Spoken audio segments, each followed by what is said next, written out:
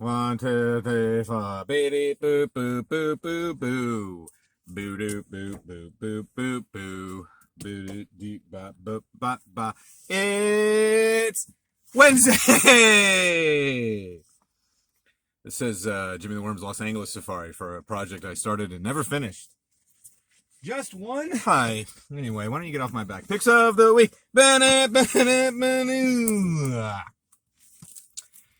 So, how are you? Good. So, first of all, my impulse purchase of the week. This is Project Superior. This is an anthology published by Ad House, who, let me see here. I think I've made mention of Josh Cotter's Skyscrapers of the Midwest. Well, there's his... Oh, there it is, yeah. So they did this book. Oh, and they also did Driven by Lemons, which was his second book that he was supposed to do a second volume of.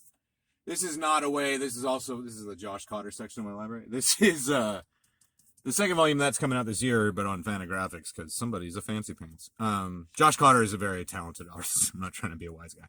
So I saw that Warren has at the Galaxy of Comics, is my local comic shop in the corner of Luis and Satacoy, beautiful Van Nuys, California. He's got this very, smart in my, to get more money out of me.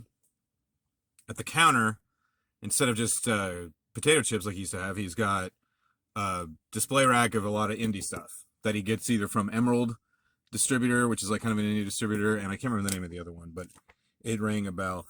I have not bought an anthology like this in a while. I have a few. They're all indie comics. I guess I don't have any of them in here. Huh. Oh, crap. Well, there was a lot, like, Raw. Oh, here we go. You have Blab. It's an issue of Blab from the 90s. And there was... Raw was the first...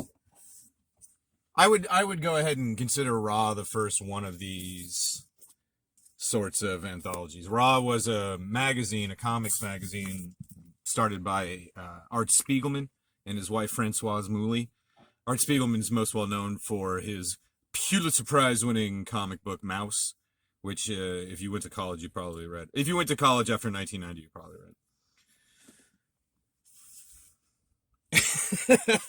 So yeah, this is the sort of thing that I tend to dig, aside from the superhero stuff. And there were some names in here. Yeah, John Cassaday is a story in here. He's more of a superhero guy.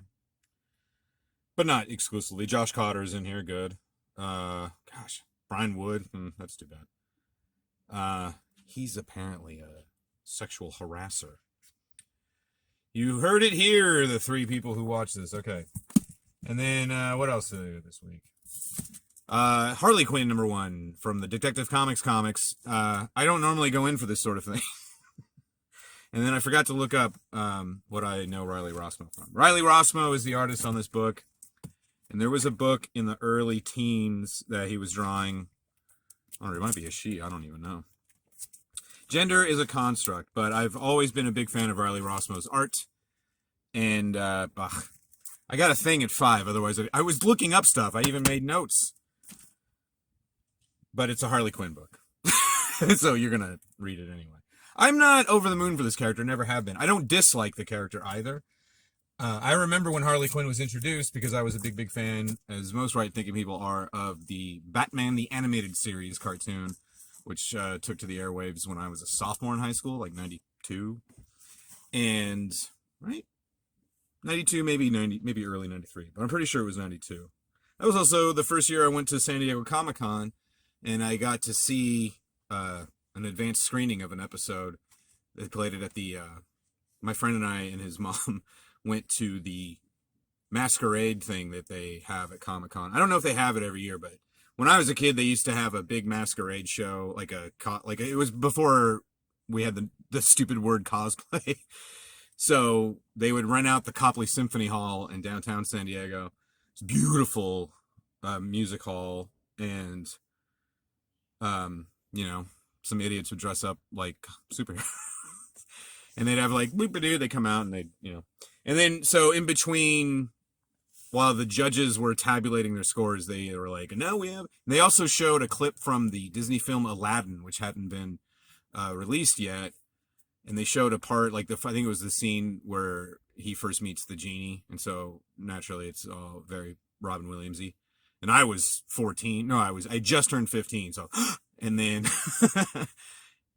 like I remember on both of those too, there was even a few frames that weren't colored yet. Like that was, it just felt very, it felt very like, it was my first year going to Comic-Con, and it felt like, oh man, I'm never going to not go to this. And I was right for the next 20 years anyway. And now I don't really bother. It kind of wears off after a while. I mean, I would still go, like the last time I went, like just to go for me was in 2015. And then 2016, I didn't bother trying to get in. 2017, I worked for Graffiti, the t-shirt seller. Is that 2017? Yeah. And then I haven't been back. I mean, obviously, nobody went last year. And I mean, oh, welcome to Old Man Corners. Old Man Complains Corners. It's fun. I don't want to be that guy. I was becoming one of those guys. One of these old farts that's like, man, it's not the same as when I was a kid. And I was very lucky to have worked in a comic book store for as long as I did, because I heard the phrase, things aren't as good as when I was a kid, enough times to know how dumb it is. So even though Comic-Con is not the same as it was when I was a kid, and I do think of that time fondly, you can still go. I can still have a very good time at Comic-Con. I just don't, because it's way too crowded. I like people way less than I ever have, and it only gets worse by the day. Also this week, from Marvel Comics, we have Alien #1. This is Marvel's, I think Marvel or Disney or somebody must really have something personal against Dark Horse Comics, because this is another license that Dark Horse had from the Fox people, but now that Disney owns Fox, they're like, well, we already took Star Wars from you, and now we're taking Aliens, and I would assume Predator. The weird thing about this book is, I'm looking forward to this. It's written by Philip Kennedy Johnson, who I'm pretty sure I've read before, but he mostly writes for DC, so I haven't read a ton. And Salvador Larroca is drawing this. Salvador Larroca has been a big gun. I think he was even, when he started, not right when he started at Marvel in the mid-90s, but it wasn't until the early 2000s when he started drawing X-Men that he started getting the acclaim he so deserves. His most recent stuff that's really been kicking my ass was his run on the Star Wars comic, speaking of which.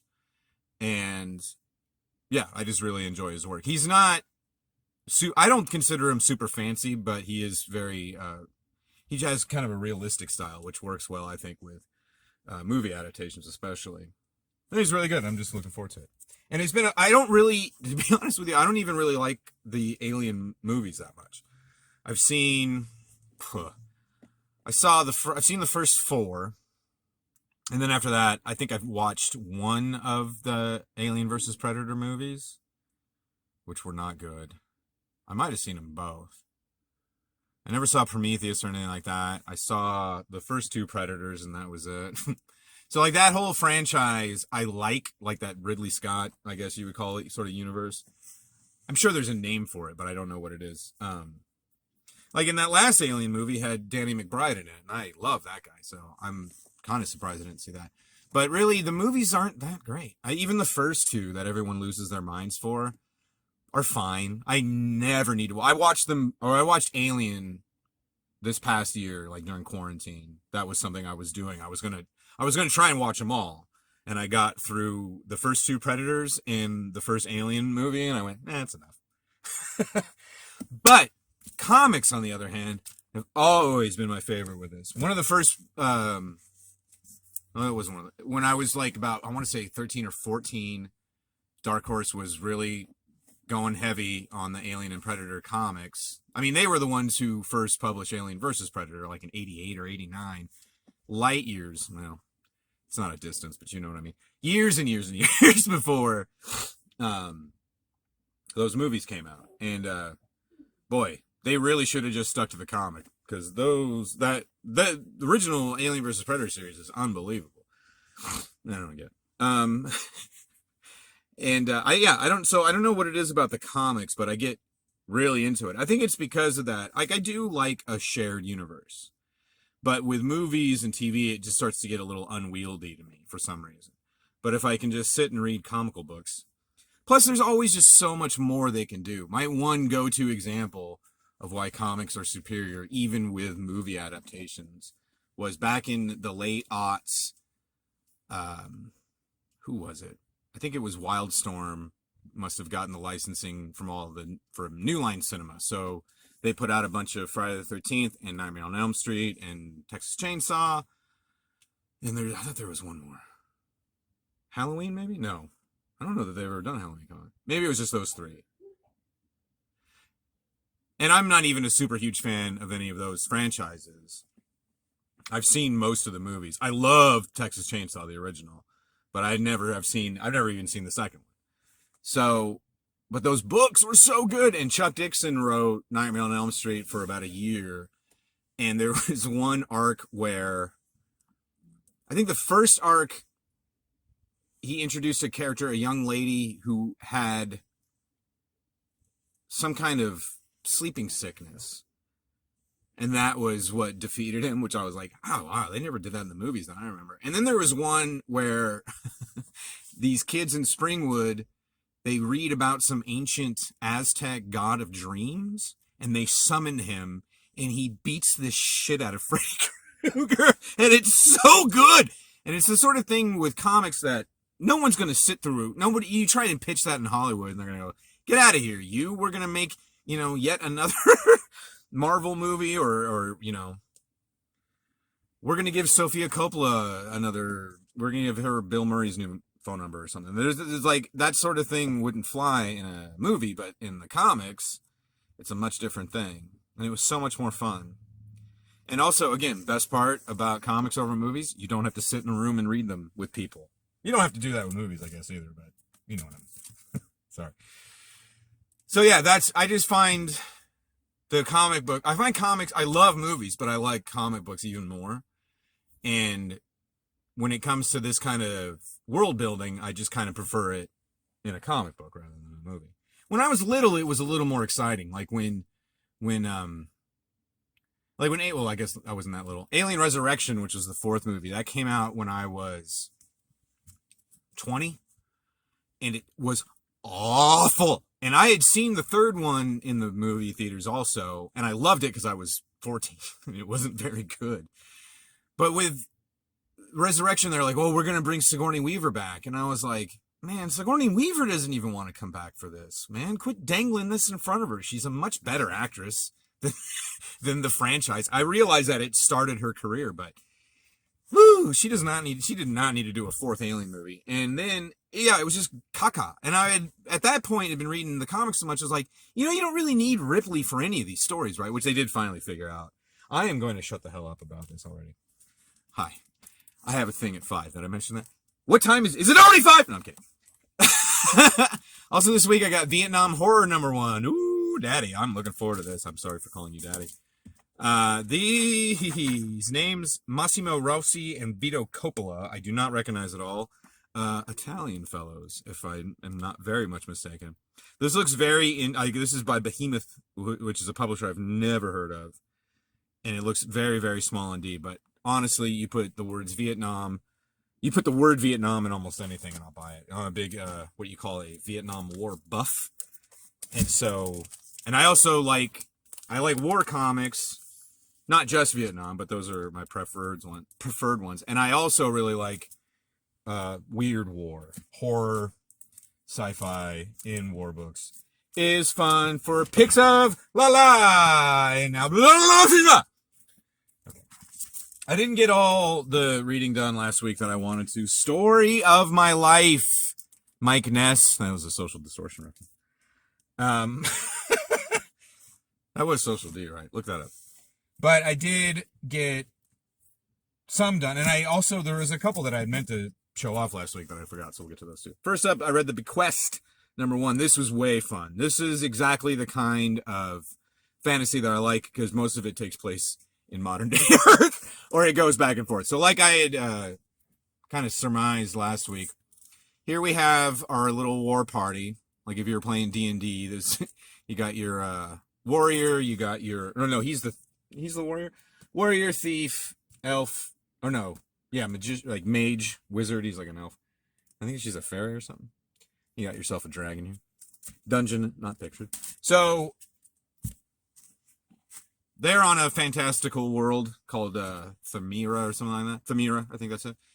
But um, the big bad guy in the book has discovered portals to Earth. Like he has a magician who can make portals to Earth and bring magic stuff over to get high, heavy to buy heavy weaponry.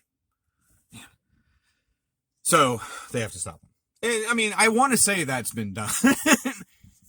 Yeah, in fact, Castle Perilous is the first in a series of not great novels. Kind of has a similar premise.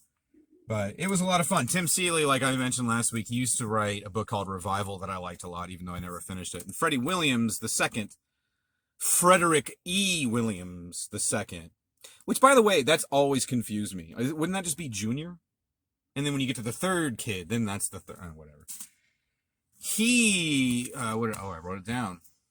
Right, so I've known he's done a bunch of stuff, a lot of it for DC, so I'm not very familiar with it, but back, again, I think this was like 2013, I want to say, maybe a little bit earlier. No, yeah, it was like 06, 07. Grant Morrison did a very, very big event for DC called the Seven Soldiers. And it was basically Grant Morrison wanted to go into the Jack Kirby section of DC's toy box and play with all those toys. So there was Seven Soldiers 0 and Seven Soldiers 1. Those were 2 issues. And then in between those, there were 7 different 4-issue miniseries with like Shining Knight and the Guardian and a bunch of Jack Kirby characters, Jack Kirby creations. And Freddie Williams drew the Mr. Miracle miniseries. I don't really remember it very well because I read them all. The way he did it was you didn't need to read them all necessarily to follow the story. Because honestly, even if you read every word that Grant Morrison writes, the chances you're going to know what's going on aren't great. Unless you're paying very, very close attention. But it was super good. And I've been wanting to go back and read it, and now I have even more of a reason to do so. So, good. This was so much fun. Bronze Age Boogie #1, Swords Against Dakaron. This was exactly what I had hoped it would be and more. So Stuart Moore wrote this. I think he's like an executive over there at Ahoy Comics now too. So as often happens with these mid-tier indie books, like these, like Ahoy is slightly larger than Behemoth, who did this Vietnam horror, but not as big as Image or Dark Horse. But they're not far behind, I would say.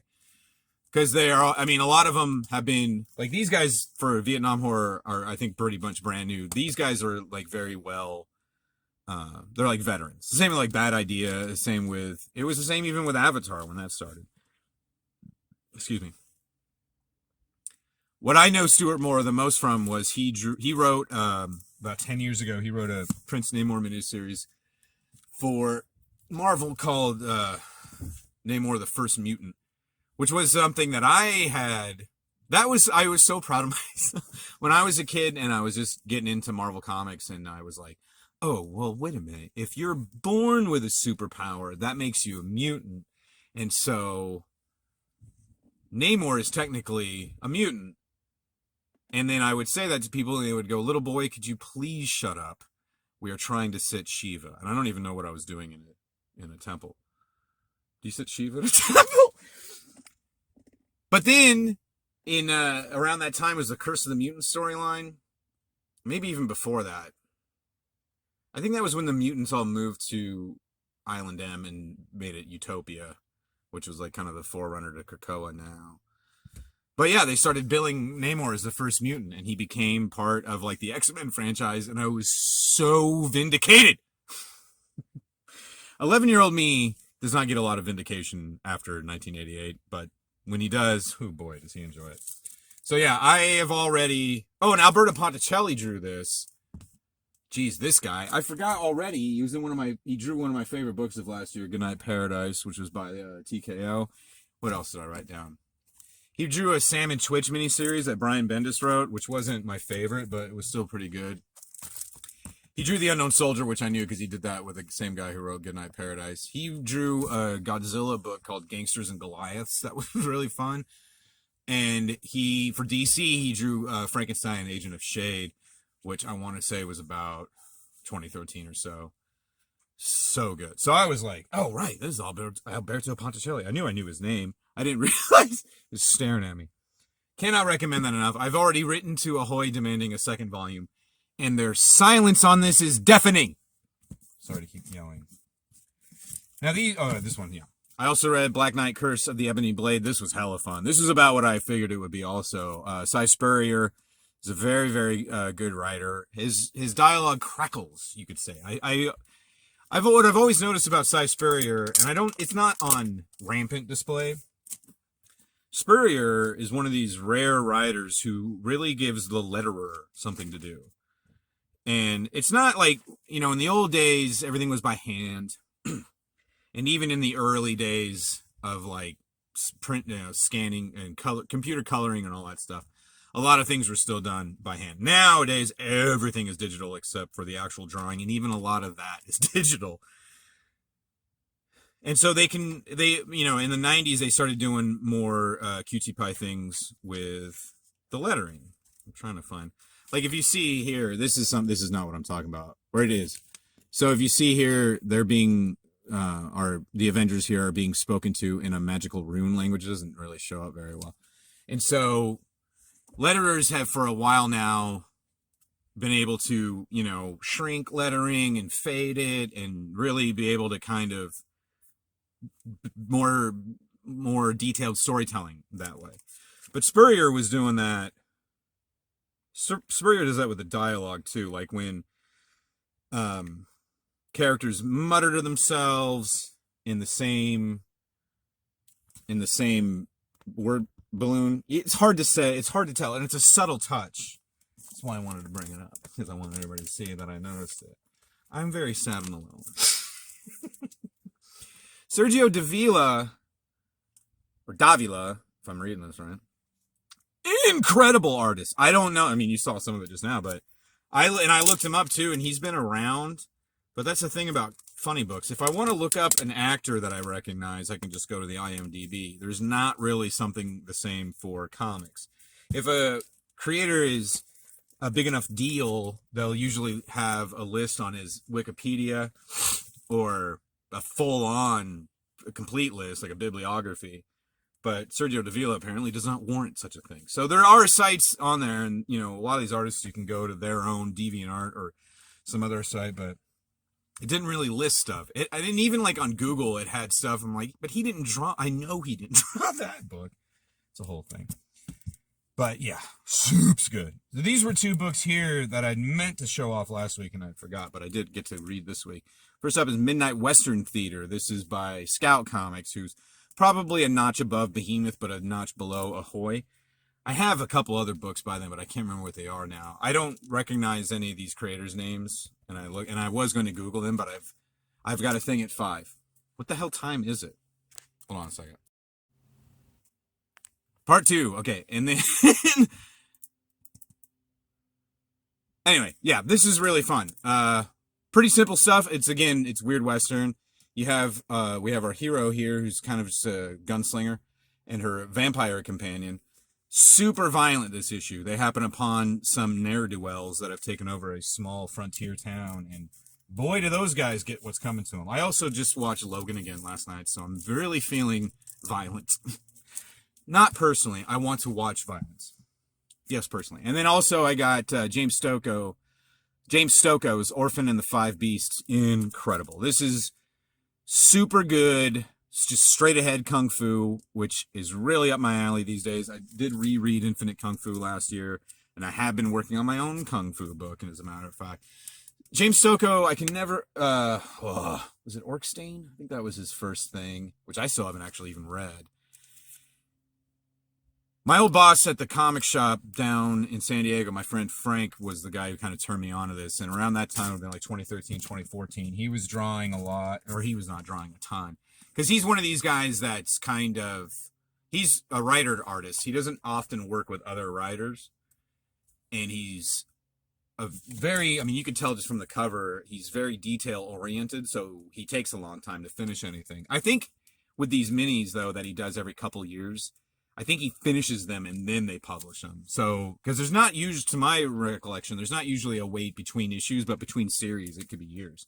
but worth every panel. This guy's an incredible artist, and he should be a gajillionaire. All right, as I mentioned, I got a thing. That was Pixel last week. And now I have to edit this 2 minutes into this. Why am I doing this when it's because you don't actually exist? How convenient.